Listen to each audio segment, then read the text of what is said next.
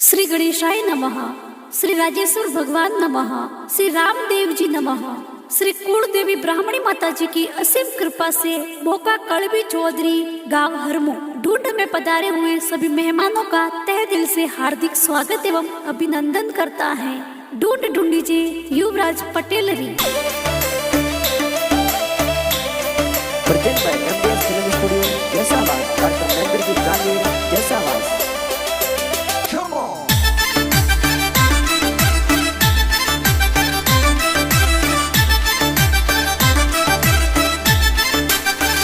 क्या तो रमझम हालेगी गलिए रे गाड़ी गाड़ी में कुड़कुड़ आवे क्या तो रमझम हाले युवराज पटेल रे गाड़ी गाड़ी में कुड़कुड़िया कि गारा पापा जी तो बैठा परदेसी